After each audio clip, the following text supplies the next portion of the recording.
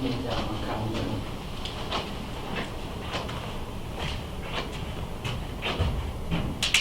สบายดี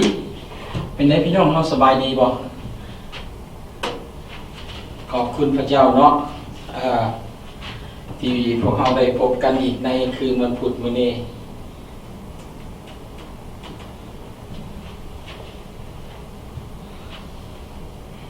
ขอเสร็จทางปัญหาอันนี้ก็เด้อแบบนึง เพราะว่าที่สมบัติเบิ่งอยู่หรอก โอเคyeah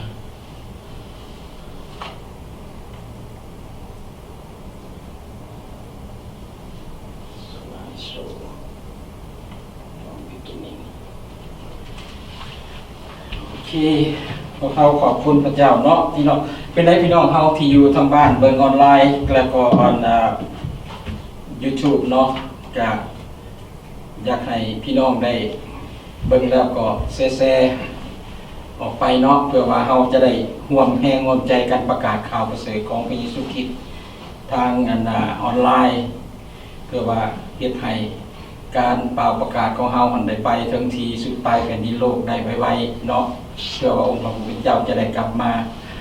เมื่อนี้เราก็ลบขึ้นมาต่ออยู่ในบทที่2ของหนังสือเฮบเรอเนาะของพระธรรมเฮบเรอเรื่องความรอดพ้นอันใหญ่หลวงและก่อนที่เราจะฟังการบรรยายธรรมก็ให้เราได้ร่วมใจกันอธิษฐานขอการทรงนำจากพระเจ้าเพื่อว่าสำหรับผู้ข่าวผู้ที่จะบรรยายก็ได้รับสติปัญญาจากพระเจ้าเพื่อให้การบรรยายได้ชัดเจนสำหรับพี่น้องผู้ที่ได้ยินได้ฟังก็ให้พระเจ้าได้ให้สติปัญญาเพื่อว่าเราจะได้ใช้สติปัญญานั้นเข้าในการศึกษาและเข้าเพื่อเราจะได้เข้าใจและนำไปปฏิบัติได้ถูกต้องเนาะเอาร่วมใจกันอธิษฐานสาธุการจงพระบิดาเจ้าขอบเกรดคุณพระองค์สำหรับค่ำคืนนี้ที่พระองค์ได้ทรงเอิ้นหมู่คนน้อยเข้ามาให้ได้รับการศึกษาพระวจนะของพระองค์ที่พระวจนะของพระองค์นั้นเป็นพระวจนะที่ประกอบด้วยชีวิตเมื่อหมู่คนน้อยได้ยินได้ฟังแล้วก็ช่วยให้หมู่คนน้อยได้รับการเปลี่ยนแปลงไปในทางที่ดีฉะนั้นพระบิดาเจ้าค่ะสำหรับตัวของขน้อยที่จะกล่าวขน้อยอ่อนวอนต่อพระองค์ขอพระองค์ทรงสถิตอยู่นำขน้อยในชั่วโมงนี้และก็ขอให้พระองค์ทรงโปรดประทานสติปัญญาให้กับขน้อยให้ความกล้าหาญกับขน้อยเพื่อว่าขน้อยจะได้บรรยายทุกถ้อยคำได้ชัดเจนและก็ให้พี่น้องของหมู่ขน้อยได้เข้าใจและสำหรับพี่น้องของหมู่ขน้อยแต่ละคนก็ดีขอพระองค์ทรงโปรดประทานสติปัญญาให้กับพวกเพิ่นเพื่อว่าพวกเพิ่นจะใช้สติปัญญานั้นเข้าในการศึกษาทำเพียรและพิจารณาถ้อยคำของพระองค์ว่าพระองค์ได้ทรงบอกหยังกับพวกเพิ่นเพื่อว่าเพิ่นจะนำไปใช้ให้ถือจุดและก็เฮ็ดให้ชีวิตทั้งฝ่ายจิตวิญญาณเจริญขึ้นฉะนั้นหมู่ขน้อยจึงอ้อนวอนและอธิษฐานต่อพระองค์เจ้าด้วยความเชื่อในพระนามอันบริสุทธิ์ของพระมหาเยซูคริสต์เจ้าอาเมนขอบคุณพระเจ้าเนาะ พี่น้องที่รักในหัวข้อใหญ่ของบทที่2เราจะเรียนตั้งแต่ข้อ1หาข้อ4มื้อนี้เนาะเพิ่นเว้าถึงความรอดพ้นอันใหญ่หลวงเนาะอยู่ในข้อ1เพิ่นว่าจังซี่เหตุฉะนั้นพวกเราควรเอาใจใส่ในข้อความที่พวกเราได้ยินได้ฟังนั้นให้หลายขึ้นอีกย่านว่าพวกเราจะล่วงกายไปจากข้อความเหล่านั้น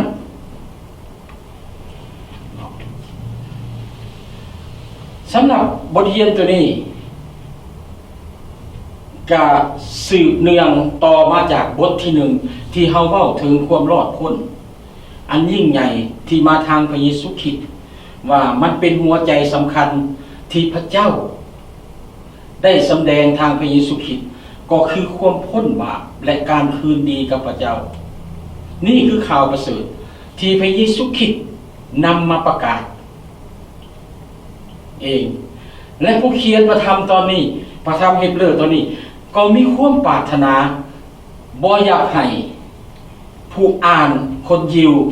หรือผู้ที่ได้ยินได้ฟังคือพวกเราที่เป็นคริสเตียนในเวลานี้ปะถิ่มความรอดพ้นอันยิ่งใหญ่ที่มาทางพระเยซูคริสต์ฉะนั้นในข้อพระคำจึงบอกได้อย่างคักแน่ว่าเหตุฉะนั้นพวกเราควรเอาใจใส่ในข้อความที่พวกเราได้ยินได้ฟังนั้นหลายขึ้นอีก ย่านว่าพวกเขาล่วงกายไปจากขอความเหล่านั้นขอความเหล่านั้นคือขอความอันใดพี่น้องก็คือขอความข่าวประเสริฐเรื่องแผ่นดินสวรรค์ของพระเจ้าที่พระเยซูคริสต์นำมาประกาศเรื่องราชอาณาจักรของราชอาณาจักรสวรรค์ของพระเจ้าด้วยตัวของพระเยซูคริสต์เองดังนั้นเรื่องนี้มันจึงเป็นเรื่องใหญ่ดังนั้นเรื่องนี้มันจึงเป็นเรื่องสำหรับเฮาทุกคนต้องสนใจนำขอความคำสอนที่พระเยซูคริสต์นำมาประกาศนี้ให้หลายขึ้นและพวกเฮาต้องบ่เพียงแต่ว่าเอาความสำคัญเท่านั้นพวกเฮาต้องยึดมั่นเอาไว้ถ้าบ่ดังนั้นมันจะเป็นหยังเฮาจะลวงกายคือเฮาจะลืมไปหลงไปบ่ฮู้จักบ่เข้าใจเฮาจะกลายไปเลยเหมือนได้ยินเสียงลมพัดใบไม้ผ่านหูเฮามันสิเป็นแนวนั้นพี่น้องเฮาอย่าให้ขอความที่พระเยซูคริสต์ได้เว้ากับเฮานั้นหลุดออกไปพี่น้องที่รักอันนี้แหละที่ข้าพเจ้าเป็นห่วงคริสเตียนของพวกเฮาในทุกมื้อนี้คริสเตียนของพวกเฮาห่างไกลจากพระคัมภีร์บอกให้อ่านพระคัมภีร์นี่คันหาศิษยาภิบาลสักส่วนว่าเฮาต้องอ่านพระคัมภีร์ได้พี่น้องเอ้ยก็มีเสียงเบาๆจมออกมาโอ้ยเวียกอันนั้นก็หลายเวียกอันนี้ก็หลายสิเอาเวลาใดไปอ่านพี่น้องมื้อหนึ่งตั้ง24ชั่วโมงเฮาสิบ่มีเพียงแต่นาทีหนึ่งว่าหรือว่า2นาทีหรือว่า10นาทีเฮาสิอ่านขอพระคัมภีร์ขอหนึ่งในแต่ละวันเพื่ออย่างเพื่อเสริมสร้างชีวิตฝ่ายจิตวิญญาณของพวกเฮาอันนี้แหละแต่ว่าพวกเฮาเฮ็ดหยังทุกวันนี้พวกเฮาเฝ้าเบิ่ง YouTube เบิ่งสื่อออนไลน์ต่างๆคันแม่นแนวอื่นนี่เฮาเปิดเบิ่งคันถามว่ามาเปิดมาพ้อเรื่องของอันดาการศึกษาพระวจนะของดีของเจ้าเปิดกายไปปั๊บเอามือเคลียร์ปั๊บไปโหลดแต่ว่าเรื่องของอื่นน่ะตาจดจ่อใส่พี่น้องให้เฮาสนใจในพระวจนะของพระเจ้าตั้งใจใส่ตัวนี้เพราะตัวนี้มันจะสวยชีวิตฝ่ายจิตวิญญาณของพวกเฮา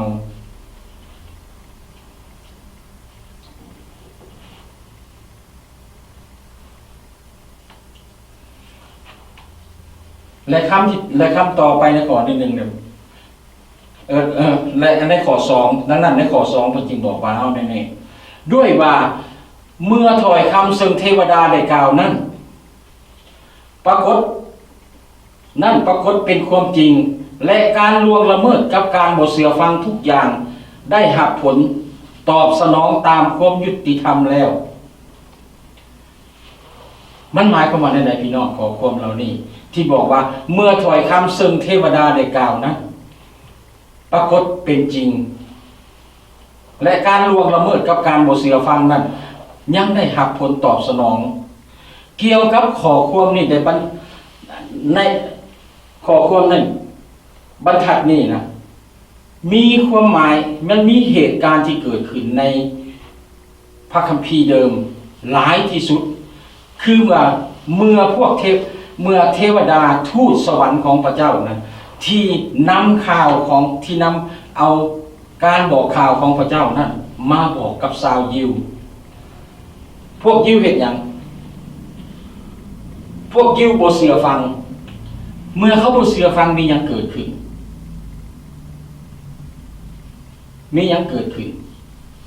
พระคัมภีร์พระคัมภีร์บอกว่าการบ่เชื่อฟังทุกอย่างนั้นได้รับผลตอบสนองตามความยุติธรรมนี่สิให้เห็นว่าการบ่เชื่อฟังของพวกเขานั้นก็ให้เกิดผลเสียอันใหญ่หลวงเฮาเห็นในพระคัมภีร์เดิมในถิ่นทุรกันดารเขาเสียชีวิตแม่นบ่เขาเสียชีวิตเขาเสียโอกาสที่จะเข้าไปในแผ่นดินพันธสัญญาของพระเจ้าและผลสุดท้ายเขาได้เฮ็ดหยังพระเจ้าพิพากษาพวกเขาพระเจ้าตีสอนเขาเมื่อเขาได้รับความลำบากเขาเฮ็ดหยังเขาห้องทุกข์ต่อพระเจ้าพ พระเจ้าเห็นอย่างด้วยความหักของพระองค์พระเจ้าทรงผู้ประกาศประทำมาช่วยชีวิตเขาเมื่อชีวิตเขาดีขึ้นเขาเห็นอย่างอีกเขากลับคืนไปกราบไหว้รูปเคารพเฮ็ดให้เขาตกต่ำลงถูกศัตรูมาข่มเหงเขาห้องทุกข์จากพระเจ้าพระเจ้าก็ทรงผู้ประกาศประทำเขามาช่วยเขาอีกอยู่เขาอีกเป็นอยู่อย่างนั้นมาโดยตลอด350 ปีพี่น้องจนมาถึงสมัยของซามูเอลได้นำเขาออกมาไปสู่กษัตริย์โซโลมอนโนมาแมนโซโลมอนซาโลมอนแมนละมาแมนกษัตริย์ซาอูลขอโทษกษัตริย์ซาอูลเขียนผิดดาวิดและก็โซโลมอนสุดท้ายเฮ็ดอย่างเขากลับไปขาบไหวรูปเขาโลกอีกบ้านเมืองของเขาก็ล่มสลายทั้งยูดาห์และซามารียถือกวดต้อนไปเป็นเสลยอยู่ในต่างแดน70 ปีและในข้อนี้ผู้เขียนพระธรรมเฮบเรอจึงเตือนพวกคนยิวว่าอย่าลืมประวัติศาสตร์ที่ผ่านมาที่ประวัติศาสตร์ที่ผ่านมาขนาดขอความของพระเจ้าที่ทูตสวรรค์นำมาประกาศเขาบ่เชื่อฟังเขายังได้รับผลเสียหายดังนี้หลายสำนี้แต่ถ้าว่าเมื่อพระเยซูคริสต์เองเป็นผู้ประกาศเองนะเขาบ่เชื่อฟังเขาจะจิบหายหลายปานใดพี่น้องเฮามาประยุกต์ใส่เบิ่งของพวกเฮาถ้าเฮาบ่ยอมเชื่อฟังการทรงเอิ้นของพระเยซูคริสต์ที่เอิ้นให้เขามารับเอาความเชื่อรับเอาความรอดจากพระองค์ถ้าเฮาบ่รับมันจะได้หยังเกิดขึ้นในชีวิตของพวกเฮามันบ่เป็นเรื่องหนึ่งตัวนี้มันเรื่องใหญ่เรื่องที่เฮาควรจะพิจารณาเบิ่งในชีวิตของพวกเฮาเพราะว่าในวันหนึ่งชีวิตของพวกเฮาชีวิตฝ่ายจิตของพวกเฮาก็จิตวิญญาณของพวกเฮาจะได้กลับไปอยู่กับพระเจ้าและในสถานที่พระเจ้าก่อนที่เฮาจะอยู่นะเฮาจะอยู่ไสเฮาจะอยู่แผ่นดินสวรรค์ของพระเจ้าหรือว่าไปอยู่สถานที่ที่พระเจ้าบ่ต้องการที่เพิ่นเอิ้นว่านรกนะดังนั้นพี่น้องเฮาเบิ่งในข้อที่3ต่อไปในข้อที่3เพิ่นเว้าหยังในข้อที่3เพิ่นเว้าว่าดังนั้นถ้าพวกเฮาละเลยต่อความรอดพ้นอันใหญ่หลวงนี้พวกเฮาก็จะหนีพ้นไปได้อย่างใดความพ้นนั้นองค์พระผู้เป็นเจ้าได้ทรงประกาศในหัวทีและบรรดาผู้ที่ได้ยินก็ยืนยันแก่พวกเฮาว่าเป็นความจริงในข้อความนี้เพิ่นเขียนว่าถ้าพวกเฮาละเลยตัวความรอดพ้นอันยิ่งอันใหญ่หลวงนี้พวกเฮาจักรอดพ้นอันใดอันนี้มันหมายความว่าอย่างไรพี่น้องมันมีความหมายว่าอย่างไรพี่น้องที่รักข้าพระเจ้าอยากให้พี่น้องฟังให้คักๆและพิจารณาให้ดีๆกับข้อความหมายของความจริงอันนี้คือว่าถ้าคนยิวที่เขาเชื่อถือพันธสัญญาเดิมนั้นเขาออกมาจากพันธสัญญาเดิมมาเชื่อในพันธสัญญาใหม่นั้นในพระเยซูคริสต์นั้นเขาจะได้ชีวิตเขาจะได้รับความรอดพ้นแต่ในเฮบเรอร์นี่เฮบเรอร์กำลังเขียนบอกกับคนยิวที่เชื่อในองค์พระเยซูคริสต์ที่เคยเชื่อในองค์พระเยซูคริสต์เชื่อในพันธสัญญาใหม่แล้วจะกลับหลังหันออกไปยึดถือเอาพันธสัญญาเดิมหรือกลับลบไปถืออันดาเอาที่ครองอันเดิมคือกับพวกเฮาในคือในกับพวกเฮาที่เป็นคริสเตียนในเวลานี้แหละในหลายคนพี่น้องของพวกเฮาที่เฮามีความโศกเศร้าเฮาเสียใจเฮาพยายามพิจารณาพยายามที่จะอธิบายสิให้ข้าเจ้าเข้าใจอยากให้ข้าเจ้าได้รับสิ่งนี้เมื่อเขาหักออกพระเยซูคริสต์เรียบร้อยแล้วแต่เขากลับคืนไปสู่ศาสนาเดิมสู่สิ่งอันเก่าตามที่ของประเพณีบรรพบุรุษที่ว่าบอกเขาว่าเป็นอันนี้เป็นของเขาของนานาประจำชาติแต่ที่จริงทั้งสิ่งเหล่านั้นบ่เป็นของประจำชาติของพวกเรา แต่บรรพบุรุษของเฮานำเข้ามา เพื่อปกครองให้เฮาไปอยู่ร่วมกันได้ซื่อเห็นบ่ถ้าคนยิวที่เคยเสื่อมสัญญาแล้ว และกลับไปยึดถือพันสัญญาเดิม เขาจะบ่ได้รับความรอดพ้นเขาจะบ่ได้รับความรอดพ้นถ้าเฮาเป็นคริสเตียนแล้วเฮาลบออกจากหันหลังให้กับองค์พระเยซูคริสต์ออกไปดำเนินชีวิตอย่างเดิมนั้นเฮาจะบ่ได้รอดพ้นคนที่เคยเชื่อพระเยซูคริสต์แล้วเลิกเชื่อในพระเยซูคริสต์เขาจะบ่ได้รับความรอดพ้นอันแน่นอนพี่น้องที่รักในข้อนี้หลายคนถามอยู่แม้แต่ศิษยาภิบาลเองก็ยังยากที่จะตอบที่บอกว่าข้าน้อยเป็นคริสเตียนแต่บ่มาโบสถ์ข้าน้อยสิได้ไปสวรรค์นี่บ่พี่น้องเฮาบ่ต้องถามคนอื่นเอาคำตอบให้กับตัวเองซะก่อนถ้าเฮาเป็นคริสเตียนแล้วจำเป็นเฮาจะต้องไปร่วมนมัสการกับคนอื่นเพื่อหยังเพราะว่าพระเยซูคริสต์ก็บอกสั่งไว้เฮาเรียบร้อยว่าให้เฮายู่หนุนกันช่วยเหลือกันประยุงกันเพื่อเฮาจะเดินคือเพื่อเฮาจะเดินไปนำกันจะเติบโตในองค์พระเยซูคริสต์ร่วมกันแต่ถ้าว่าเฮาอยู่โดดเดี่ยวเด้หรือว่าเฮาบ่ต้องการให้คนอื่นอยู่นำแล้วเฮาบอกให้เขาหนีบ่มันได้บ่พี่น้องน่าเสียดายสิ่งเหล่านี้ถ้าผู้ใดเฮ็ดน่ะกลับคืนไปขอห้องซอยกันให้มันถือดีกว่าอย่าไปเฮ็ดนั่นน่ะหรือว่าแกล้งทำเหมือนกับตัวบ่เคยเห็นนี่อย่าสิเป็นพี่น้องมันบ่ดีมันฟ้องอยู่ในจิตใจของเฮามันเฮ็ดให้เฮาบ่เจริญขึ้นทางฝ่ายจิตวิญญาณพี่น้องที่รักข้าพเจ้าอยากอธิบายพระคัมภีร์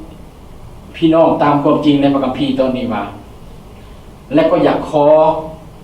อ้อนวอนขอพี่น้องให้ลองพิจารณาเบิ่งความผิดพลาดของพวกเฮาในของพวกเฮาและให้เฮาให้โอกาสกับตัวเองแก้ไขปัญหากับหันหลังจากบาปแล้วหันมาหาองค์พระเยซูคริสต์พี่น้องที่รักเฮาต้องเข้าใจอย่างนี้เฮาเปิดบัญชีธนาคารแล้วเฮาปิดบัญชีธนาคารไปมันจะได้หยังเฮาบ่สามารถที่จะบ่สามารถที่จะฝากเงินหรือถอนเงินได้แม่นบ่แต่ถ้าว่าเฮาเปิดบัญชีใหม่และยังคงใช้บัญชีนั้นอยู่เฮาจะสามารถฝากเงินได้และถอนเงินได้นี่คือความเชื่อหมายความว่าจังได๋พระเจ้ากำลังบอกว่าความเชื่อของพวกเฮานั้นมันต้องเป็นความเชื่อปัจจุบันบ่แม่นเป็นความเชื่อในอดีตถ้าเฮาหันหลังออกไปจากพระเยซูคริสต์แล้วเมื่อใดเฮาหันหลังออกไปเฮาบ่ยอมเชื่อเมื่อนั้นคือมันเป็นกลายเป็นอดีตมันบ่ได้พระคัมภีร์ยังบอกว่าถ้าพวกเฮาละเลยต่อความรอดพ้นอันใหญ่หลวงนี้แล้วพวกเฮาจะหนีพ้นได้อย่างไรพวกเฮาสิหนีรอดจากความบาปได้อย่างไรพวกเฮาสิหนีรอดจากนรกได้อย่างไรดังนั้นพี่น้องอันนี้ยืนยันได้ว่าความเชื่อมันจะเป็นความเชื่อในปัจจุบันเท่านั้นจะเป็นความเชื่อในอดีตเป็นไปบ่ได้ฟังให้ดีๆพี่น้องคนยิว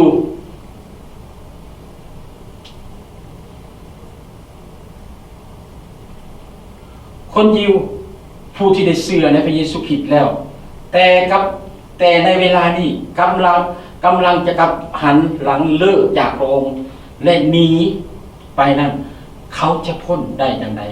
พี่น้องความเชื่อของเราจะต้องเป็นความเชื่อแต่ในปัจจุบันมันเป็นความเชื่อในอดีตบ่ได้ความพ้นได้เป็นอยู่ในพระเยซูคริสต์เท่านั้นพระเยซูคริสต์เองก็ยังบอกว่าถ้าเฮาอดทนถึงที่สุดเฮาจริงจะรอดได้ไผก็ตามเมื่อเฮานั้นพระเยซูคริสต์บอกว่าระวังหมอทำน้อยขี้โลกคน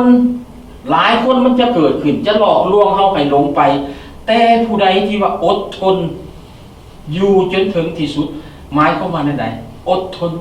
เชื่อถือองค์พระเยซูคริสต์จนเวลาที่พระเจ้าหักเฮาไปจนว่า ห่างกายนี่บ่สามารถที่จะให้เฮายึดเหนี่ยวไว้อีกต่อไปมันเหนื่อยล้ามันสุกโทรมมันเพพังลงโตของเฮาที่เป็นโตจริงของเฮาคือจิตวิญญาณของเฮาบ่สามารถที่จะอาศัยอยู่แล้วเฮาจำเป็นต้องออกจากมันไปและเฮาจะรอดพ้นได้จังไดถ้าเฮาบ่อยู่ในองค์พระเยซูคริสต์ฉะนั้นพระเยซูคริสต์จึงบอกว่าอดทนจนถึงที่สุด ความพ้นนั้นอยู่ในตอนต่อไปบอกว่าความพ้นนั้นองค์พระผู้เป็นเจ้าได้ประกาศไว้ในเวลาหัวทีและบรรดาผู้ที่ได้ยินก็ยืนยันแก่พวกเขาว่าเป็นความจริงพี่น้องที่หักพวกเขายังจำได้บ่ว่ายังจำได้บ่ที่ข้าพเจ้าได้อธิบายไว้ในบทที่ 1คือเขาเห็นผู้เขียนพระคัมภีร์เฮบเรอร์ได้นำเรื่องของพระเยซูคริสต์มาเปรียบเทียบกับทูตสวรรค์มาพระเยซูคริสต์นั้นเป็นผู้ที่มีอำนาจยิ่งใหญ่กว่าเหนือกว่าทูตสวรรค์นั้นรับสิ่งที่พระเจ้าบอกเราให้มาเปิดเผยต่อผู้ประกาศพระธรรมและผู้ประกาศพระธรรมนั้นบอกข่าวให้กับไพพลของพระเจ้าแต่พระเยซูคริสต์เองรับเอาข่าวประเสริฐจากพระเจ้าโดยกงมาประกาศโดยตัวพระองค์เองเรื่องนี้มันเป็นอะไรเรื่องนี้มันจะต้องสำคัญหลายสำคัญได้ใดเมื่อเขาน้อยยกในบทเรียนก่อนเขาน้อยยกให้เบิ่งขนาดว่าทูตสวรรค์มาประกาศมาบอกให้กับผู้ประกาศประธรรมผู้ประกาศประธรรมไปประกาศคนบ่เชื่อฟังเขาบ่เชื่อฟังเขาเป็นหยังเขาถือพระพิโรธจากพระเจ้าเขาถือลงโทษแต่เรื่องนี้มันน่าย่านกลัวกว่านั้นถ้าคนใดที่ปฏิเสธพระเยซูคริสต์เพราะเรื่องนี้มันแม่นเรื่องของพระเยซูคริสต์ประกาศเองข่าวประเสริฐฉะนั้นเปาโลเองก็ยังบอกว่าฤทธิ์เดชของข่าวประเสริฐเป็นอย่างจริงว่าฤทธิ์เดชของข่าวประเสริฐเพราะบ่มีคนใดตั้งขึ้นแม้นพระเยซูคริสต์เองเป็นผู้ประกาศและพระเยซูคริสต์เองเป็นผู้ที่มีฤทธิ์อำนาจในการประกาศข่าวประเสริฐตัวนี้และบรรดาผู้ที่เห็นนั้นพระเยซูคริสต์ประกาศนั้นเขายืนยันว่าเป็นความจริงพวกใดที่จะยืนยันก็คือสาวกอัครสาวกและก็อัครสาวกรุ่นต่อๆมาของพระเยซูคริสต์แต่ละรุ่นรับรองว่าคำประกาศอันนี้เป็นความจริงและพวกเฮาในทุกวันนี้พวกเฮาที่ได้ติดตามและได้ศึกษาได้ค้นคว้าเบิ่งอันนี้เฮาก็ยอมรับรู้ว่านี่คือความจริงนี่คือความรอดพ้นที่ยิ่งใหญ่เฮาเห็นได้บนใดเฮาเห็นได้ว่าคนที่เชื่อในพระเยซูคริสต์ในเวลานี้ชีวิตของเขาเปลี่ยนแปลงการอัศจรรย์เกิดขึ้นในชีวิตของเขาพระเยซูคริสต์ประกาศเองเรื่องนี้อัครสาวกของพระองค์ได้ยินและก็เชื่อว่าและรับรองว่านี่คือความจริงและพระเจ้าในพระคัมภีร์ก็บอกว่าพระเจ้ายังเป็นพยานอีกด้วยอันใดพระเจ้าเป็นพยานด้วยหมายสำคัญในการอัศจรรย์การอิทธิฤทธิ์ต่าง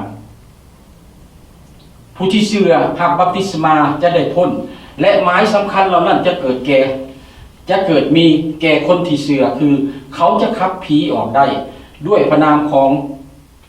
พระเยซูคริสต์เขาเว้าภาษาแปลกๆได้และเขาจับงูถ้าเขากินยาผิดหรือจะอันใดก็จะบ่เป็นอันตรายในพระคัมภีร์เลยว่าในนั้นเมื่อเขาวางมือใส่คนเจ็บคนป่วยและคนเหล่านั้นจะดีเป็นปกติเห็นบ่เมื่อเฮามีอาการป่วยอาการบ่สบายเฮาได้ให้เฒ่าแก่พี่น้องไปวางมือใส่อ้อนวอนอธิษฐานขอการทรงนำจากพระเจ้าขอการปีนปัวจากพระเจ้า การทรงนำของพระเจ้ามันบ่ได้หมายความว่าโอเคเฮาจะวางมือใส่เจ้าแล้วให้เจ้าดีปั๊บโทษมันบ่ได้เป็นอย่างนั้นแต่เฮาวางมือใส่เจ้าขอการทรงนำจากพระเจ้าถ้าเฮาไปหาหมอขอให้พระเจ้านำหมอที่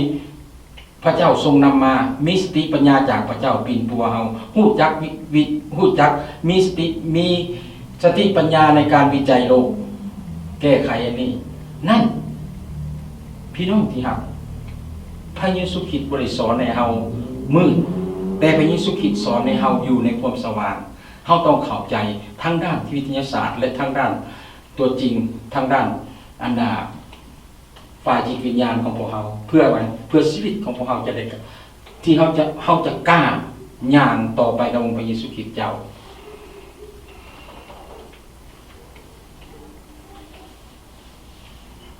อันนี้คือหมายสำคัญและการอัศจรรย์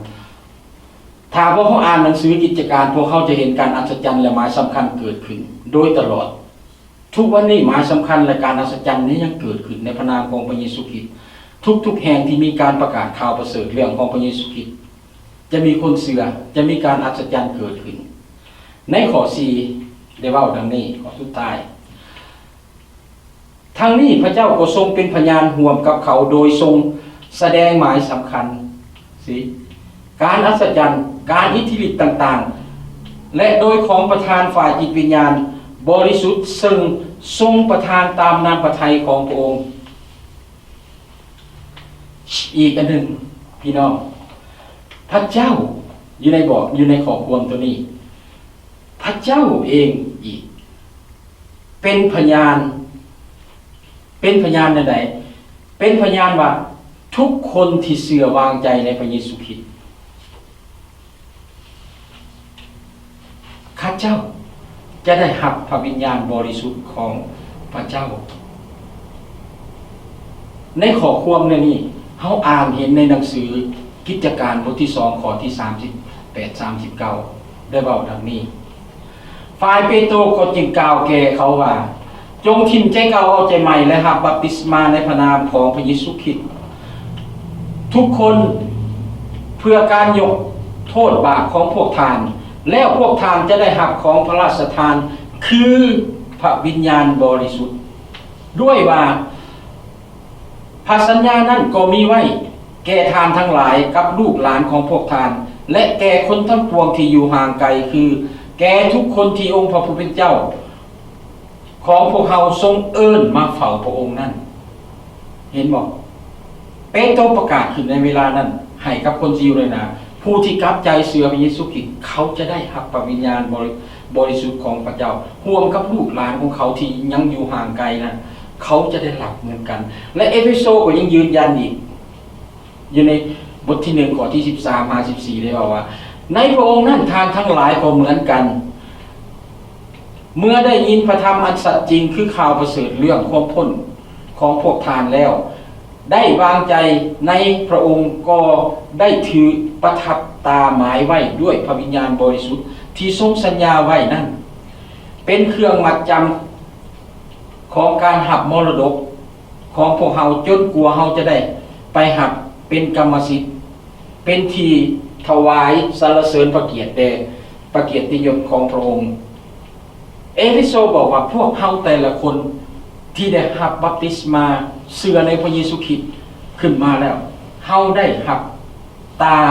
ประทับตาเท่านั้นคือพระวิญญาณบริสุทธิ์ของพระเจ้าที่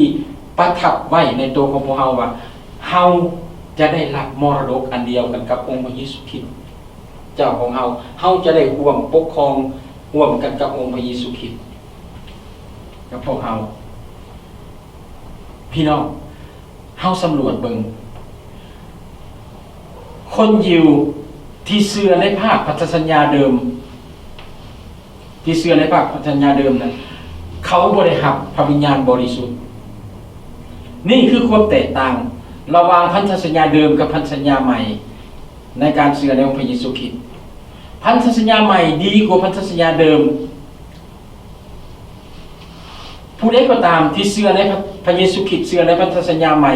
ได้รับการรับรองจากพระเจ้าว่าโดยว่า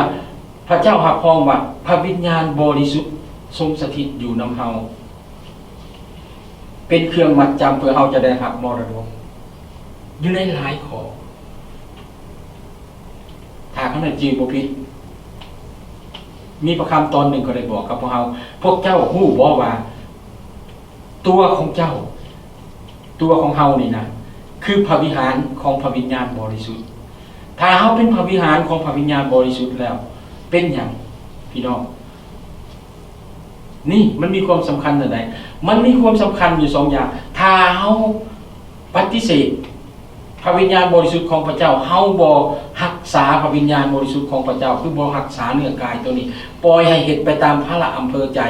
ปล่อยให้ไปตามขัตัณหาของตัวเองคือเฮาทำลายพระวิหารของพระเจ้าพระเจ้าจะทำลายเฮาแต่ถ้าเฮาทนุถนอมให้เนื้อหนังของเฮาไปตามบริบทของพระวจนะของพระเจ้าพระวิญญาณบริสุทธิ์นำพามันจะสวยให้เฮามีสง่าราศีขึ้นพี่น้องหลายคนคริสเตียนตกอับพี่น้องดังนั้นพี่น้อง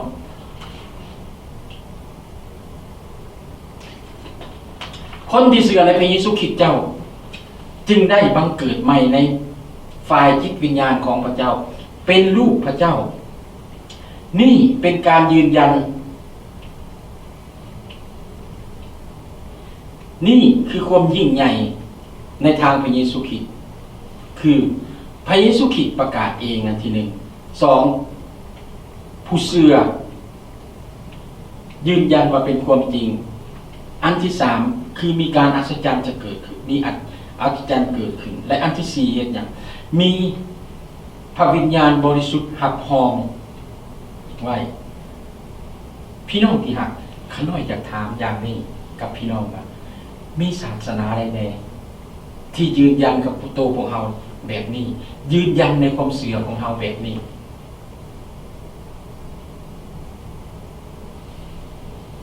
มีศาสนาใดแน่